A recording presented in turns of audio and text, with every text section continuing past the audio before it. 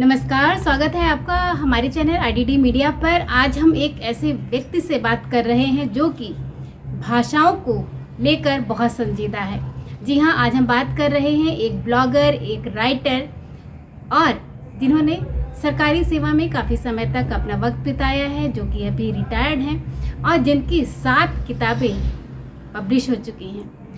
हिंदी भाषा पर जिनकी अच्छी पकड़ है, अंग्रेजी भाषा पर भी जिनकी पकड़ है, जिनकी मातृभाषा तेलुगु है, जो कई सारी भाषाओं को जानते हैं, समझते हैं और उनका उपयोग करते हैं। जी हाँ, आज हम मिल रहे हैं एक ब्लॉगर से, एक राइटर से, जिनका नाम है रंगराज अयंगर। नमस्कार अपर्णा जी।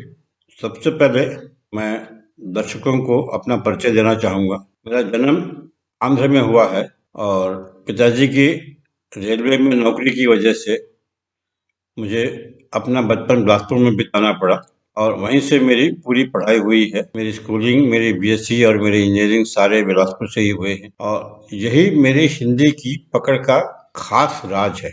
मेरी स्कूल की भाषा हिंदी और तेलुगु थी, घर की भाषा तेलुगु थी और अतिरिक्त भाषाएं संस्कृत और अंग्रेजी भी पढ़ाई जाती थी और समाज की भाषा हिंदी और बंगाली थी। बंगाली इसलिए कि दक्षिण पूर्वी रेलवे, जिसका हेडक्वार्टर कलकत्ता था और पहला डिवीजन वहाँ का खड़गपुर में था, उसके अलावा बिलासपुर ही एक ऐसी जगह थी जहाँ पर लोग रात की जर्नी में बिलासपुर आ सकते थे और रात की जर्नी में वापस जा सकते थे, तो उन्हें वीकेंड में बिना किसी छुट्टी के घर जाना आना हो जाता था। इसलिए ज्यादातर कोलकाता के लोग, बंगाली लोग बिलासपुर में ही आना पसंद करते थे। इसलिए बिलासपुर में बंगालियों और दक्षिण भारतीयों की पॉपुलेशन जो है 30-30% हो गई थी, बाकी सारे मिला के थे। इसलिए ज्यादातर लोग बिलासपुर के जो रेलवे से संबंधित हैं उनको बंगाली आती है और बंगाली को ज्यादातर लोगों को तेलुगु आता है। इसलिए तेलुगु मेरे बचपन से मतलब घुट्टी की तरह पिया है मैंने और मुझे तेलुगु, हिंदी, अंग्रेजी, संस्कृत और बंगाली, ये भाषाएं मुझे बचपन से ही साथ में रही। बोलने चालने वाले लोग मिले और इसलिए मुझे इसमें बात करने का मौका मिला, सीखने का मौका मिला, अखबार पढ़ के उसमें पढ़ने सीखने का भी मौका मिला। मैं सीख तो मेरे हिंदी की पकड़ का राज ये है। दूसरी बात, अब सवाल ये उठता है कि आपने ये देखा है कि मेरी रचनाओं में हिंदी सहज और सरल होती है। आपको शायद ये मेरा बड़प्पन लगता है, लेकिन ऐसा नहीं है। हिंदी में सहज और सरल लिखने की जो मेरी शैली है वो मेरे बड़प्पन की वजह से नहीं कि मैं बहुत ज़्यादा हिंदी जानता हूँ और उसको कंट्रोल करके बच्चों के लिए लिखता हूँ या जिनके लिए भी लिखता हूँ उनकी भाषा में लाने के लिए मैं अपने आप को सरल और सहज करता हूँ, ऐसा नहीं है। सही बात तो ये है, ये मेरा बड़प्पन नहीं, ये मेरी कमजोरी है। कमजोरी इसलिए कि मेरी शब्द संपदा जो है कम है और उसी शब्द संपदा से मैं शब्द लेकर रचनाएं करता हूँ जो आम आदमी के लिए सहज और जो लोग ज़्यादा जानकार हैं, हिंदी के विद्वान हैं, उनको बहुत ही आसान लगता होगा। तो आप इसको मेरा बड़प्पन ना समझें, बल्कि मैं तो इसे अपनी कमजोरी समझता हूँ। बस ये मेरा सौभाग्य समझिए कि ये मेरी भाषा लोगों के साथ समझ में जल्दी आ रही है और लोग इसको अपना रहे हैं। जैसे आपने कहा कि आप बहुत सरल और सहज लिखते हैं, तो आप इसके लिए क्या कोशिश किया होगा? तो मैंने तो कोई कोशिश नहीं की, मैंने तो कोई कोशिश नहीं किया, बस ये अपने आप होता है इसलिए कि मेरी शब्द संपदा का स्तर वही है। अपने परिचय के बारे में कुछ थोड़ा और कहना चाहूँगा कि 1982 से 2015 तक इंडियन ऑयल कॉरपोरेशन में नौकरी करके 2015 में सेवानिवृत्त होने के बाद मैं अब हैदराबाद में बस गया हूँ, वही मेरा स्थायी निवास। मेरी पहली कविता मैंने 13 साल की उम्र में यानी 1968 में लिखी, जिसे मेरी बहन ने स्टेज में गाया था और उसकी सराहना की गई। उसमें मुझे भी स्टेज पे बुलाया गया और मेरी भी प्रशंसा हुई और वही प्रशंसा मुझे आगे बढ़ाती गई और आगे बढ़ते बढ़ते लोगों का आश्वासन मिलते गया, लोगों से प्रशंसा मिलती गई, वाहवाही हुई, तो मुझे इसमें लिखने का और इंटरेस्ट आ गया, रसास्वादन होता गया और मैं इसी पद पर आगे बढ़ता गया। आज रिटायरमेंट के बाद 2015 के बाद 2016 से 2022 तक, अब 23 शुरू हो रहा है, होने वाला है, तो इतने सालों में 7 सालों में मैंने प्रतिवर्ष एक किताब की औसत से अब तक 7 किताब प्रकाशित किए हैं और सातों की सातों किताब जो हैं अमेज़न पे उपलब्ध हैं और मेरे पास भी मिल जाती हैं। और उसमें से खासियत ये है कि 2 किताबें तो हिंदी भाषा पर ही लिखी हुई हैं। तो हिंदी भाषा के बारे में भी पुस्तकें हैं जो जनसाधारण के काम आ सकती हैं। और आखिरी पुस्तक जो है खास तौर से वो हिंदी सीखने वाले बच्चों के लिए और हिंदी पढ़ाने वाले शिक्षकों के लिए बहुत ज़्यादा उपयोगी है। तो जिन बच्चों को, जिन श्रोताओं को और जिन दर्शकों को हिंदी सीखने का शौक है, वो मेरी किताबें लिख सकते हैं। खासतौर से आखिरी किताब टीचर लोग दे सकते हैं। उनके बहुत हाँ जी, बच्चों को पढ़ाने में क्या खासियत है, क्या आपको ध्यान देना है, किस-किस पे गौर करना है, इस बारे में काफ़ी अच्छा जिक्र किया हुआ है। राजरंग जी, एक सवाल जो दिमाग में आता है और हमेशा हम लोग इससे जूझते हैं।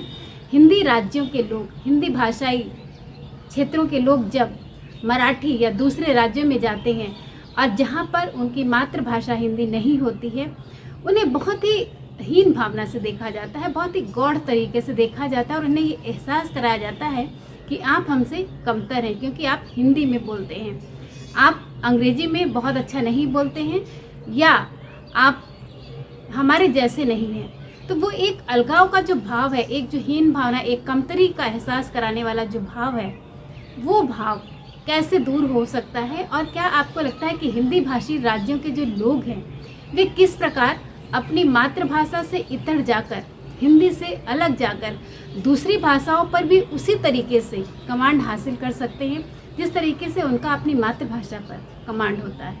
मैं दर्शकों को यही बताना चाहूँगा कि बचपन में जो मुझे हिंदी की शिक्षिका मिली, मैडम पी सूर्यकांतम, ये उनका ही श्रेय है कि मैं आज आपके बीच हूँ और आज मेरी हिंदी की आप तारीफ कर रही हैं। उन्होंने बच्चों के हिंदी उच्चारण और हिंदी के व्याकरण पे इतना जोर दिया कि हम जिंदगी भर नहीं भूले। मेरा आज जहाँ पर भी हो उनको शत शत नमन, मैं उनको प्रणाम करता हूँ। आपका एक सवाल ये भी है कि हिंदीएतर राज्यों में हिंदी भाषियों को कमतर आंका जाता है। मुझे तो ऐसा नहीं लगता और मैं आपकी इस मंशा से सहमत नहीं हूँ, क्योंकि हिंदीएतर राज्यों में समस्या अलग है।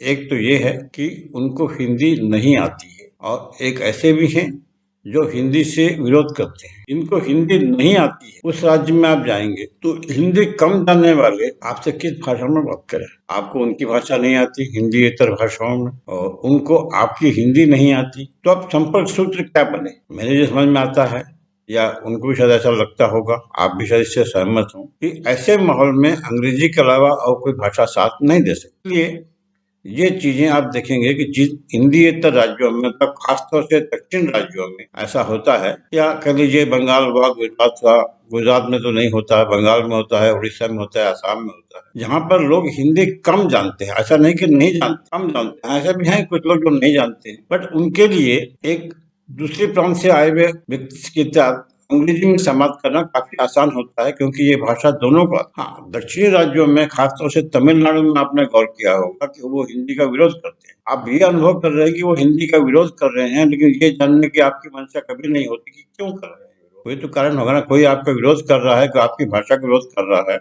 कोई तो कारण होगा। तो आप ये जान लीजिए कि जब राजभाषा हिंदी का चयन हो रहा था, राजभाषा समिति जब निश्चय कर रही थी कि किसको राजभाषा बनाया जाए, तो अंत में सारी भाषाओं के बाद हिंदी और तमिल के बीच में मतदान हुआ और मतदान में दोनों भाषाओं को बराबर बराबर मत मिले। तो अध्यक्षीय मत से हिंदी जीत गई और राजभाषा बन गई, हिंदी पदासीन हो गई और तमिल पदच्युत हो गई। इस कारण उनमें उस समय जो मौजूद तमिल लोग थे, तमिल राजनीतिक जो थे, तमिल भाषाविद जो थे, उन्होंने हिंदी का विरोध करना शुरू कर दिया और ये राजनीतिक मुद्दे में बदल गया, वोटों की राजनीति में बदल गया, समाज को भड़काया गया वहां पर कि यदि उत्तर भारत के लोग हिंदी के कारण ऊपर चढ़ जाएंगे और हम रह जाएंगे बगल में, चाहे वो पॉलिटिक्स हो, चाहे वो कलाकारी हो या किसी भी चीज में, फिल्मों में, सब में हम पीछे रह जाएंगे, वो आगे चले जाएंगे। ऐसा एक विचार जनता में प्रचलित किया गया और उस समय की जनता उसे मान बैठी और वो उनके साथी के साथ में ही हिंदी का विरोध करने लगी। वो आज भी चल रहा है। हाँ, उसका असर कम जरूर हुआ है। आज ऐसे भी दिन देखे हैं वहाँ पे मैंने, जब बच्चे कॉलेज के बच्चे हिंदी पढ़ाने के लिए स्ट्राइक करते हैं, क्योंकि वो जब नौकरी के लिए बाहर आते हैं, उत्तर भारत में आते हैं, तो उनको नौकरी की तकलीफ होती है, इसलिए वो स्ट्राइक करते हैं कि हमें हिंदी पढ़ाया जाए। तो ऐसे कुछ और होंगे, धीरे धीरे माहौल सुधरेगा। हाँ, बाकी कर्नाटक में आप जाइए, आंध्र में जाइए, केरला में जाइए, वहाँ विरोध नहीं है। उनकी जानकारी कम या नहीं होने की वजह से वो आपसे हिंदी में बात करने में कतराते हैं, या टूटी फूटी हिंदी में करते हैं, या आपसे कहते थे कि हमको हिंदी नहीं आती। अब आप उत्तर भारत में जाइए, जैसे दिल्ली हुआ, हरियाणा हुआ, राजस्थान हुआ, उत्तर प्रदेश भी कुछ हद तक ले लीजिए। यहाँ जाएंगे आप, जब हिंदी में बात करेंगे जवाब मिलेगा, क्योंकि सबको हिंदी आती है, वहाँ की प्रचलित भाषा ही हिंदी है। लेकिन ऐसे आप अंग्रेजी में बात करने जाएंगे, या कोई अंग्रेजी में बोलेगा तमिलनाडु वाला कोई आके, तो आपको सुनने मिलेगा अंग्रेजी नहीं आती, हिंदी हिंदी, ये बात होता है। तो इसलिए भाषा के बारे में लोग कम तर आते हैं, ये सोचना जो है, आई थिंक ये एक मानसिक दुविधा है, सही कारण नहीं है। ऐसा नहीं होता है, कोई आदमी चाह के किसी भाषा का इंसल्ट नहीं करता है। केवल तमिलनाडु में विरोध है उसका, वो भी राजनीतिक कारणों से। जनता इससे ज्यादा मतलब विचलित नहीं होती है, लेकिन राजनीतिक ने माहौल ऐसा बना दिया है कि वो करना पड़ता जी कई बार हम देखते हैं कि बच्चे जब दूसरी भाषाएं सीखते हैं तो बहुत जल्दी सीख जाते हैं। वे अगर हिंदी भाषी परिवार में पैदा हुए हैं, उनकी मातृभाषा अवधी या भोजपुरी है, तो वे अगर बचपन में ही उन्हें अंग्रेजी का माहौल दिया जाए या दूसरी भाषा का माहौल दिया जाए, तो वे उस भाषा में रच बस जाते हैं, बहुत जल्दी सीख जाते हैं। लेकिन बड़े लोग उतनी जल्दी रच बस नहीं पाते हैं। क्या कारण पाते हैं आप इसके पीछे, और क्या कोई बहुत आसान तरीका है दूसरी भाषा को सीख लेने का, चाहे वो दूसरे राज्यों की तमिल, तेलुगु, कन्नड़, मलयालम या अन्य कोई भाषा हो, या फिर अपनी मातृभाषा हो, या फिर अपने काम की भाषा अंग्रेजी हो? क्या कोई शॉर्टकट तरीका हो सकता है आपकी नज़र में? आपने एक सुझाव दिया है कि दक्षिण में हिंदी और उत्तर भारत में दक्षिणी भाषाएं पढ़ाया जाए, तो क्या देश का माहौल सुधर सकता है और लोग दक्षिण और हिंदी, उत्तर भारत के लोग एक आपस में संवाद अच्छे ढंग से कर सकते हैं। तो उत्तर में ये दूंगा कि क्या चीज असंभव है? कुछ भी नहीं। राजनीतिज्ञों को नीतियां बदलनी पड़ेंगी कि ऐसा करना है, शिक्षा नीति में फर्क लाना पड़ेगा। लोगों को अपनी मानसिकता बदलनी पड़ेगी कि हमको भी उनकी भाषा सीखनी है, क्योंकि वो और हम एक ही देश के नागरिक हैं। ये विचार मन में आना चाहिए लोगों के, या नेताओं को, शिक्षाविदों को चाहिए कि ये चीजें लोगों में फैलाएं, बताएं, लोगों को समझाएं। तो ये चीज संभव है, असंभव तो नहीं है। हो सकता है, जैसे मैंने पहले कहा था, इस बारे में त्रिभाषा सूत्र एक अच्छा विधान था, लेकिन हम लोगों ने अपने आप को ओवर स्मार्ट समझकर, ज्यादा अक्लमंद समझकर, उत्तर वालों ने दक्षिण को, दक्षिण वालों ने उत्तर को धोखा देना शुरू किया, और संस्कृत को उसने ब्रिज बना लिया और सेतु बना के दक्षिण भारत की भाषा सीखना हिंदुओं ने नॉर्थ इंडियन ने बंद कर दिया, और उत्तर भारत की सीखना या हिंदी भाषा सीखना साउथ इंडियन लोगों ने, दक्षिण भारत के लोगों ने, ये संस्कृत ने वहाँ कबाड़ा कर दिया। फिर संस्कृत लोगों को मौका दे गई कि इसको हटा दिया जाए। या फिर हो सकता है शिक्षाविदों के मन में भी ये बात रही होगी कि त्रिभाषा सूत्र में हम संस्कृत डाल देते हैं तो हमारा भी काम हो जाएगा, उनका भी काम हो जाएगा, मामला जो है तूल नहीं पकड़ेगा, हल हो जाएगा। लेकिन ऐसा नहीं। सही में हिंदी भाषा पढ़ाइए दक्षिण में, और दक्षिण की भाषाओं की एक भाषा हिंदी वालों को पढ़ाइए, कन्नड़ पढ़ाइए, तमिल पढ़ाइए, केरला मलयालम पढ़ाइए, तेलुगु पढ़ाइए। तब देखिए क्यों नहीं माहौल सुधरता है, जरूर माहौल में फर्क आएगा। ऐसा नहीं है आप करना नहीं चाहेंगे और दूसरे पे बोझ डाल देंगे, ऐसा नहीं है। यदि आप चाहेंगे तो इससे हो सकती है। तो नेताओं को और शिक्षाविदों को ही इसमें पहले हल करनी होगी, और लोगों को समझाना होगा, जनता को, कि मानसिकता बदलिए। जो मानसिकता भी है वो गलत है। आप देश के विभाजन में लगे हुए हैं, आप एक दूसरे के पहलू में जाइए, सीखिए भाषाओं को, और देश की एकता को और अखंडता को बढ़ाइए। एक और सवाल मन में आता है कि बच्चों में किस प्रकार वो बीज डाले जाएं कि वो सारी भाषाओं के प्रति बहुत ही सहज हो सके, क्योंकि जब हम बात करते हैं तो हमारे दिमाग में विचार अपने आप आते हैं। किस तरीके से हमारे दिमाग में विचार हमारी मातृभाषा से अलग जाकर दूसरी है जो हमारी काम की भाषा है उसमें आए, और हम कम्युनिकेट कर पाएँ, हम संचार कर पाएँ अच्छी तरीके से, हम संप्रेषित कर पाएँ अपना विचार बहुत ही बेहतरीन तरीके से किसी दूसरी भाषा में। क्या इसका कोई तरीका हो सकता है? और माएँ अपने घर पे क्या तरीके अपनाएं कि उनके बच्चे कई सारी भाषाओं पर बराबर कमांड हासिल कर सकें? विभिन्न राज्यों में नियुक्ति के कारण कई लोग परेशान रहते हैं। इस नियुक्ति को व्यक्ति चाहे तो वरदान समझ सकता है और व्यक्ति चाहे तो उसका अभिशाप समझ सकता है। वरदान इसलिए कि उसे नई भाषा सीखने का मौका मिलता है, नई भाषा के बोलने वाले लोग, लिखने पढ़ने वाले लोग वहाँ होते हैं, उससे वो भाषा सीख सकता है। जगह जगह नियुक्ति होती जाए तो जगह जगह की भाषाएं वो सीख सकता है, और नहीं सीखने वाला, उदास रहने वाला, परेशान रहने वाला आदमी परेशान होता रहता है। मैं इस बारे में अपने नियोक्ता इंडियन ऑयल कॉर्पोरेशन लिमिटेड को बहुत बहुत धन्यवाद देता हूँ, उनका शुक्रगुजार रहूंगा मैं, क्योंकि मेरी नियुक्ति अलग अलग राज्यों में हुई। हरियाणा में, आसाम में, जयपुर में, दिल्ली में, द्वारका जी में और राजकोट में, उसके बाद आखिरी में छत्तीसगढ़ में। इतनी नियुक्ति होने की वजह से मैं इतनी सारी भाषाएं सीख गया।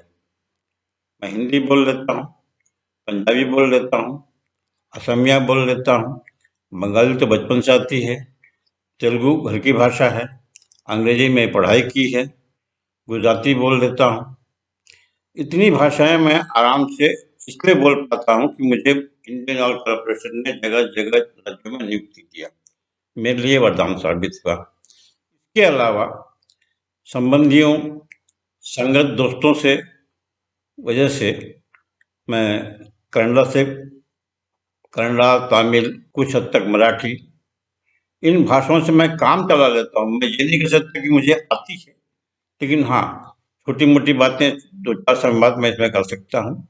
वो कोई चीज़ कोई पूछ रहा हो या मुझे कोई चीज़ पूछना हो तो मैं उन्हें बता सकता हूँ, आती है। इसलिए जगह जगह नियुक्ति की जो बात होती है, जैसे आपने कहा है कि घर की भाषा अलग, बाहर की भाषा अलग, समाज की भाषा अलग, स्कूल की भाषा अलग, नौकरी की भाषा अलग, इस तरह से जो सवाल आपने किए हैं, मुझे लगता है कि आपने सवाल को जानबूझ के जटिल बनाया है, जबकि एक्चुअल में माहौल ऐसा नहीं है। ये अपने घर के माहौल से अपनी भाषा सीखते हैं, स्कूल के माहौल से स्कूल की भाषा सीखते हैं, समाज की माहौल समाज भाषा सीखते हैं, सब सीखते हैं। उन्हें कोई तकलीफ नहीं होती। कभी आपने बच्चे से नहीं सुना होगा कि मुझे वो भी सीखनी पड़ती है, वो भी सीखनी पड़ती है, वो भी सीखनी पड़ती है।